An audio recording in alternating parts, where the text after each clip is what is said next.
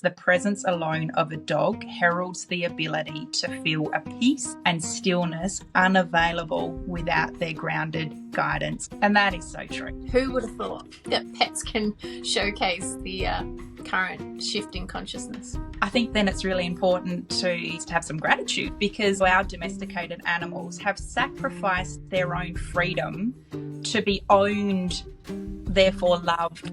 These dogs or cats could be wild animals, but they choose to stay by our side every single day. What a beautiful sacrifice of freedom. The message was that we really need to give extra special care and attention to our animals over the next year.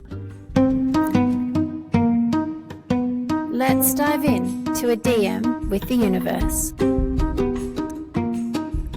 Hi everyone, welcome to a D&M with the universe. I'm Hayley. I'm Laura. And we are here today to talk about the truth about cats and dogs. We're going to keep it light this week, but we are still going to go into the spiritual understanding about why we have these furry friends. So, I am a cat person. And I'm well and truly a dog person. Yeah, and never the two shall meet. But in saying that, I do have a cat as well, but she's... Yeah, she lives in the garage. Yeah, to everyone. She's a very well-loved house. She's loved, but garage. She lives in the garage. Yeah, she was extradited from the house because she was too protective of our youngest daughter. I'm going to leave it there. Okay. So we will individually go into the whys and wheres of cats and dogs.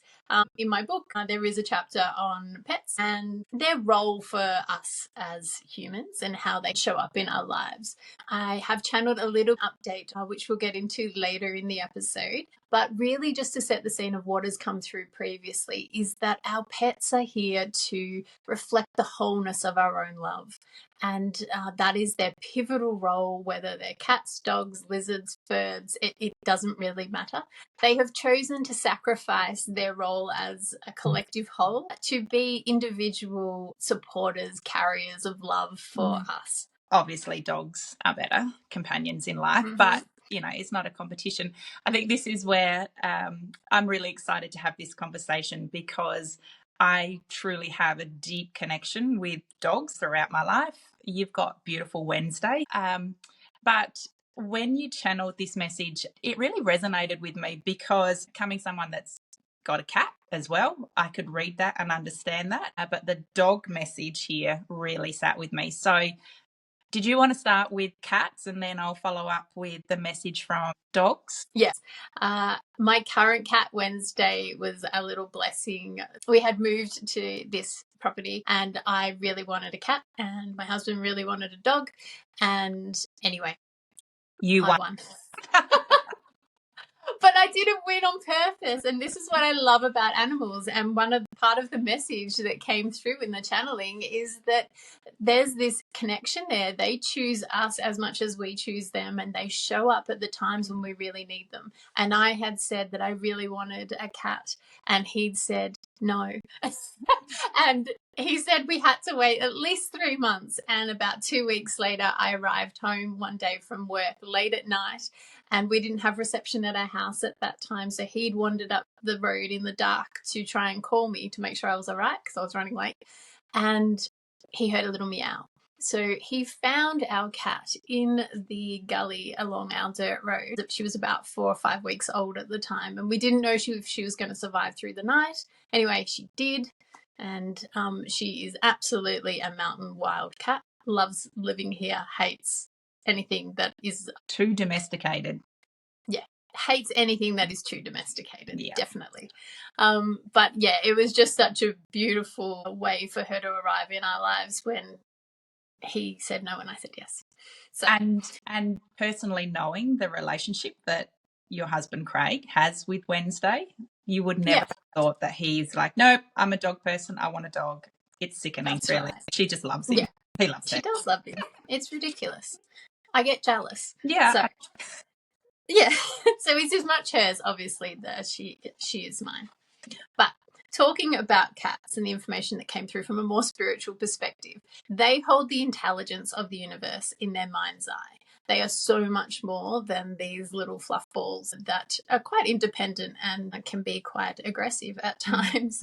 They see what lies beyond us in our own footsteps. And one of the most important things that I think came through, which I'd not understood entirely, is their ability to walk with us in our dreamscape. So for many people that have cats, they may realize that they often like to sleep with us and be in our beds, or in our bedrooms at least, at nighttime.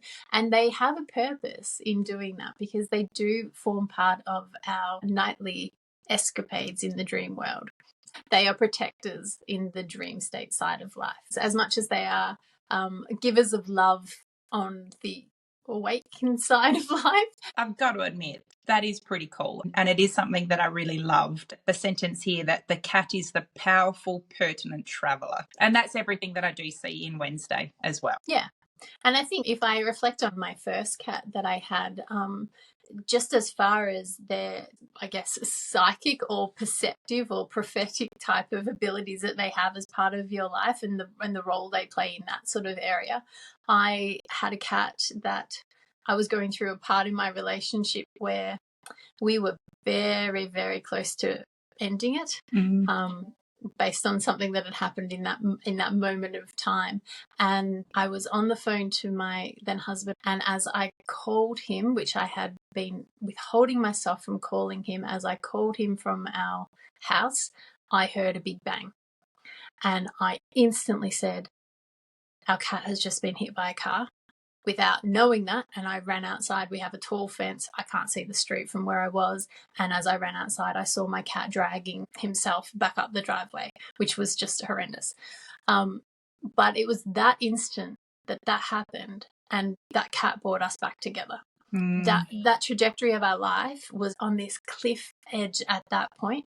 And I know in my heart of hearts that I couldn't handle the emotional turmoil that I was already going through to then have to support this cat at that time. I needed him to be there as a union to help heal this cat. So it was just one of those remarkable things where you just realize how important the roles of animals are in our lives.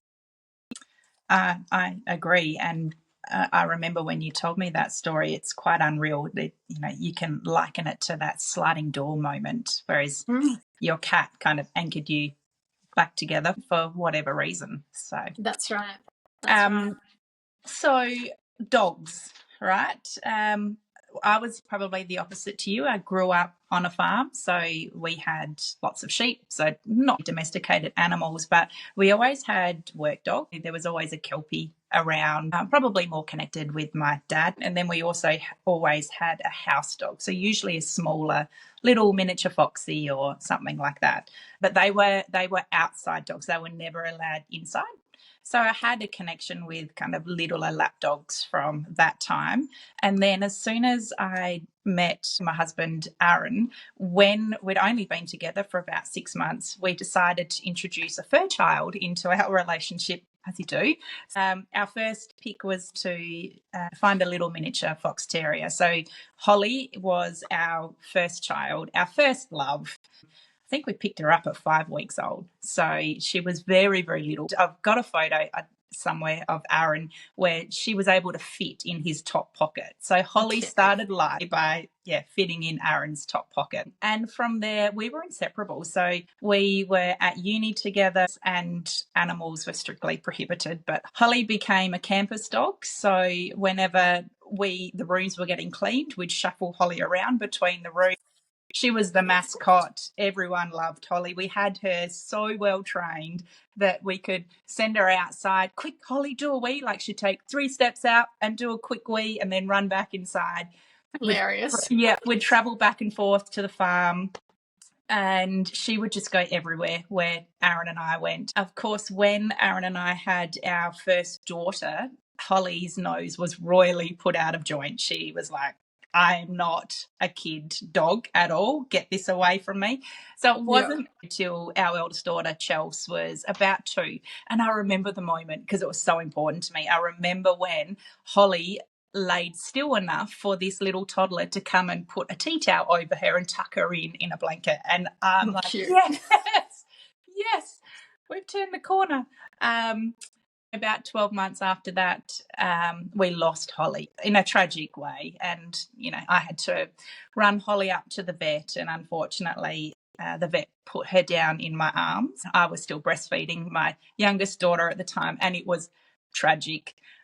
It broke my heart because she was our first child. We loved her dearly, and so from then, I couldn't handle the thought of bringing another dog into our family. So I said to my husband, we're done with dogs now. We'll just focus on bringing up our 2 human daughters. And it wasn't until COVID that my sister ended up sending me through a photo of this cute little beagle baby. And she's like, one of my friends is selling this little beagle puppy. Ha ha ha. Thought you might like it. It's a bit cute. And as soon as I saw this photo, my heart just dropped, and I'm like, my heart is ready to have another dog without researching beagle characteristics, how neurotic beagles are. Didn't go into any of that. It was pure love at first sight. So Pippa came into our lives during COVID, just as we were going into that lockdown in March 2020. So which I think so many people obviously got pets at that time. Yeah. So when this channeled message came through about dogs, I can totally resonate with it. And I'm going to read it, and you'll see the words on the screen. But the role of the dog is the protector of an earthbound energy line. And I really do feel that with dogs. I feel them just being so grounding and protecting. The dog teaches its owner to be present in the moment, to still their heart, and to encourage the love spent on another to be cycled back into the chasm of their own heart. That is 100% what I feel dogs do. I know that Pippa really has stepped into that role of being that emotional support for our family. She can feel when any of us are a little bit off balance, and she'll just come and plonk herself right on top of us. She takes that role very seriously. However, that looks for each individual person as well. So, for our eldest daughter and myself, that is being as close to us and laying on top of us and like being like a weighted blanket. For my husband at nighttime, he's her choice of place to curl up in his legs, and try as he may, because he was he was a little bit like Craig. He was very resistant. No, we're not doing a dog. We're not doing an inside dog. Yeah. We did it all.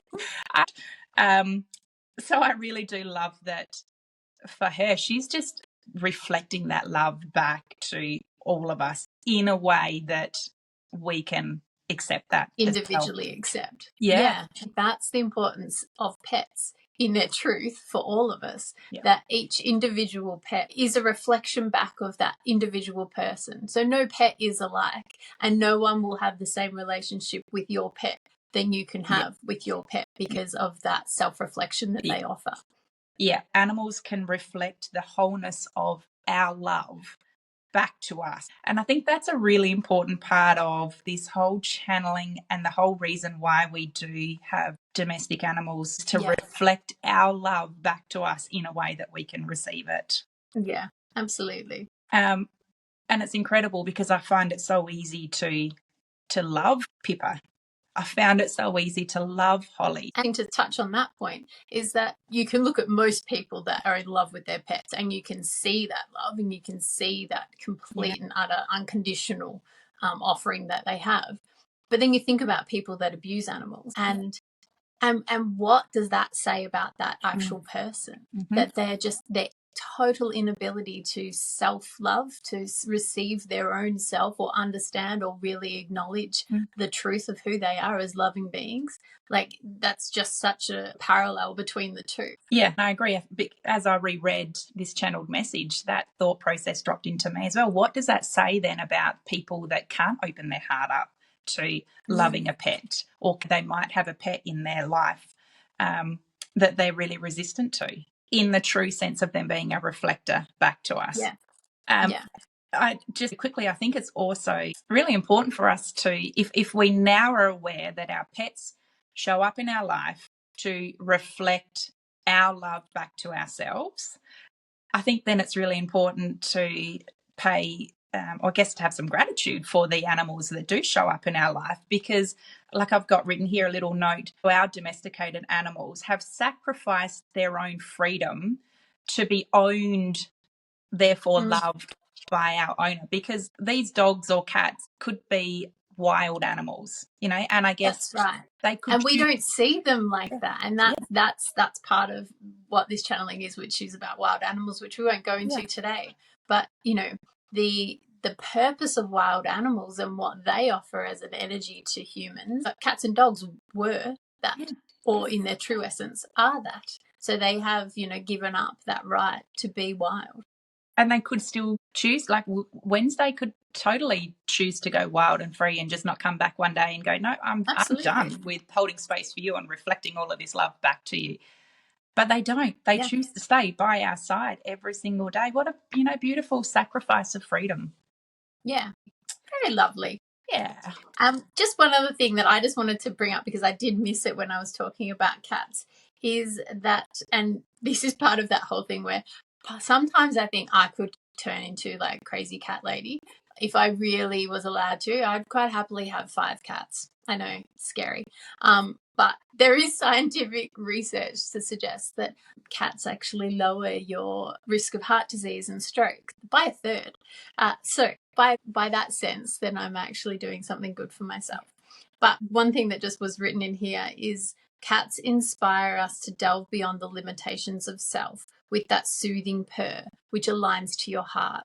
And I think if we were looking at that from that scientific point of view as to how cats actually lower heart disease and lower risk of stroke, that purr, that resonance is a sound vibration, has a power of its own that obviously is really beneficial for us in our human bodies. Yeah. 100% agree. And look, really, it doesn't matter whether you're a cat person or a dog person. I think the key message is just that total awareness that our domesticated animals have chosen us just as much as we've chosen them to be that reflector in our life for exactly what we need. So for you, cats have always reflected that real cosmic traveler energy back to you. And for me, having dogs in my life, it's truly been about that grounded protector, really like that, really opening your heart up. And there is a sentence in here that says, the presence alone of a dog heralds the ability to feel a peace and stillness unavailable without their grounded guidance. And that is so true. Like I just know that.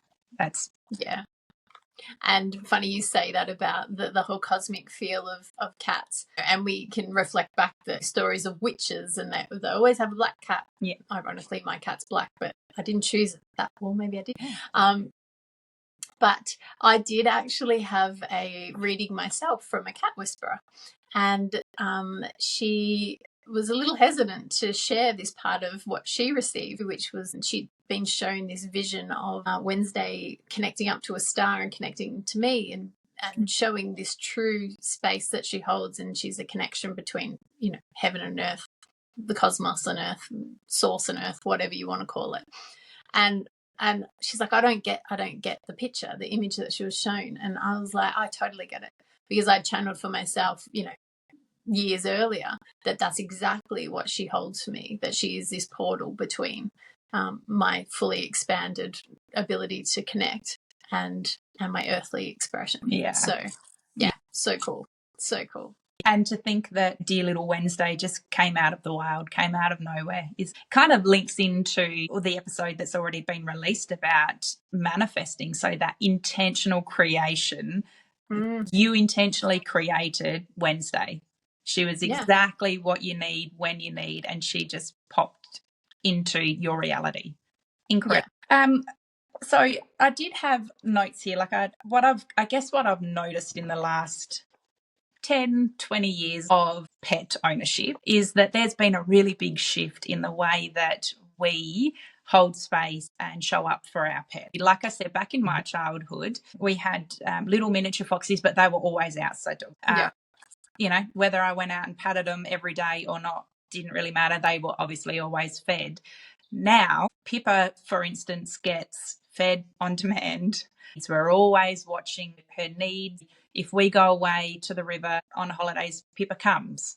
She's very much a part of our family. So what I'm noticing is a really big shift in the role that domesticated animals play in our life. We're attributing human-like characteristics to our animals now more so than ever before. So when I look at my childhood animals, I didn't see them as having their own little personality, whereas Pippa is 100% our third daughter, and she thinks that she's our third daughter. She thinks that she shares a room with our eldest daughter because that room has got the best sunspots in the afternoon, and she'll wait near the door. If Chelsea has shut the door on her, how dare she shut the door to her bedroom?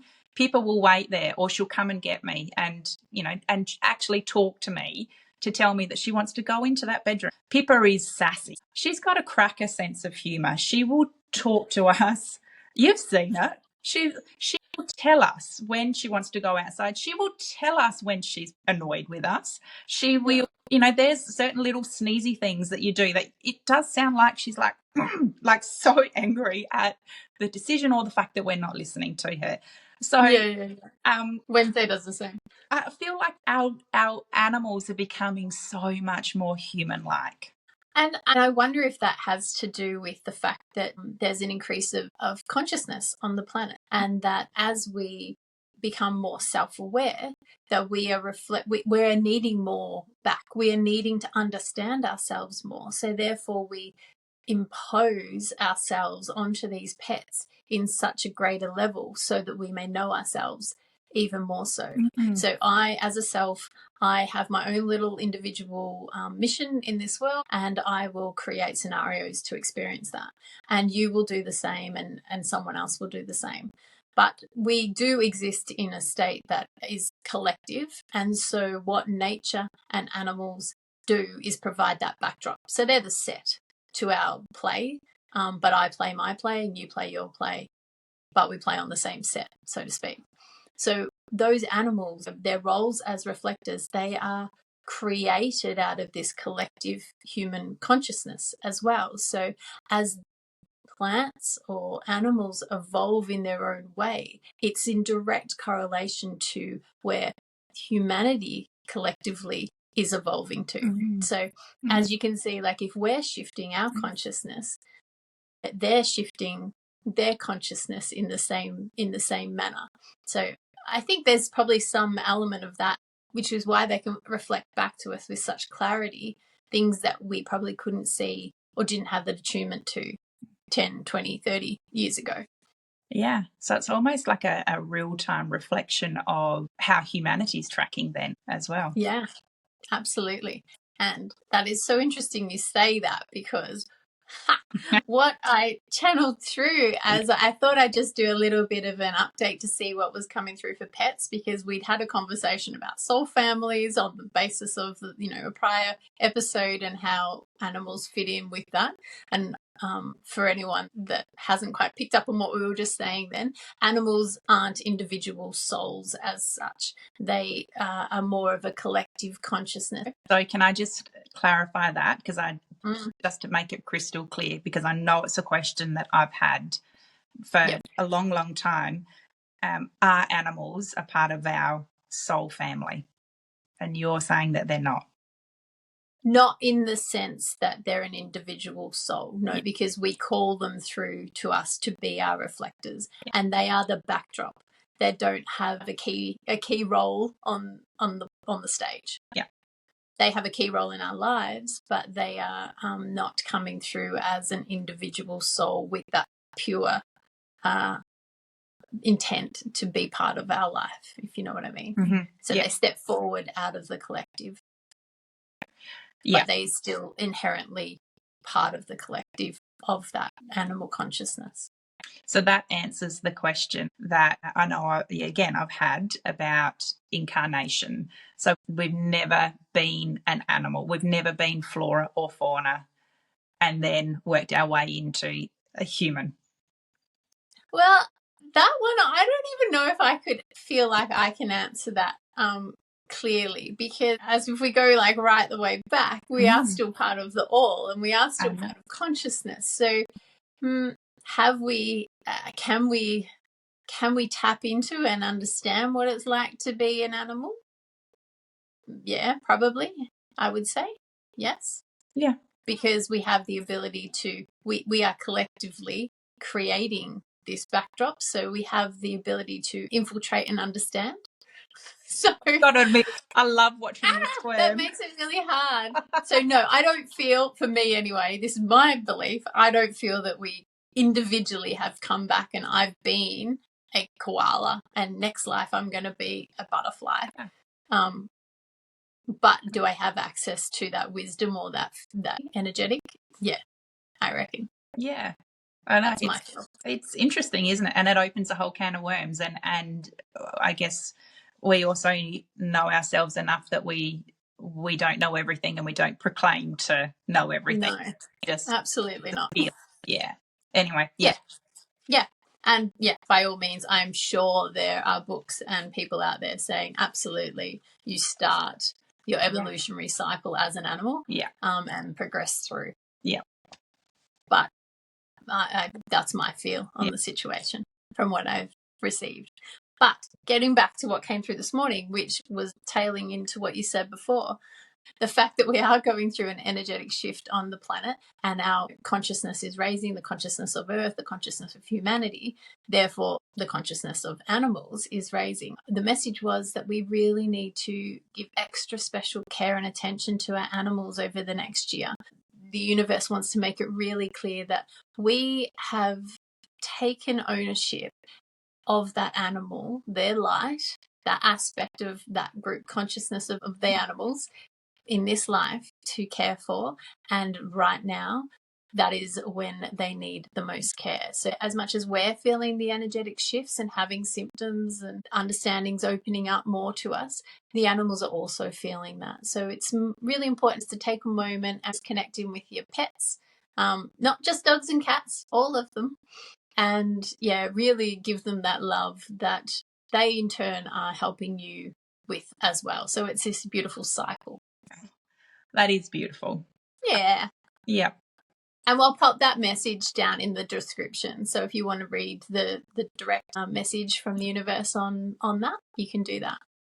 And just something else, that did come up with that, which I think will be interesting to see if we can see this in our reality. But because of that shift in consciousness and the impact that has on people and how it opens us more to our truth at that time, that really is going to impact people in sort of two distinct ways. One where they're going to be able to open and show more love, and one where they're going to be confronted by their own ability to love. And the universe was saying that that's going to be reflected in how many animals are either adopted or abandoned at different points over this coming time. So if we have the ability to monitor that in some way, shape or form, and I'm sure there's some kind of stats online that we could have some kind of indication of that, it's a true reflection of how humanity sits at the moment in their ability to hold down the frequency changes on the planet. Yeah. Ooh. Yeah. Ow. So that'll be really interesting. Yeah, who would have thought that pets can showcase the current shift in consciousness? Yeah.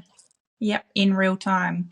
Look, I've loved this episode because, we both, our dogs and cats are so precious to us and very much important family members. So it's really beautiful to get those messages from the universe that they are more than just a little fairy bag of bones. They've sacrificed themselves. They've sacrificed their own freedom to show up as a reflector, hold space for us, take us on, cosmic adventures, or in dogs' cases, just completely ground and hold space for us. So thank you for sharing that wisdom. So out of this week's podcast, we'd love for you to take a moment to reflect on what is the key thing that your pet reflects back to you? And pop it in the comments below so that we can see. We'll do ours and we'll pop ours in as well. Great. So thank you for joining us on the couch for this episode where the ordinary meets the extraordinary. Bye. Bye.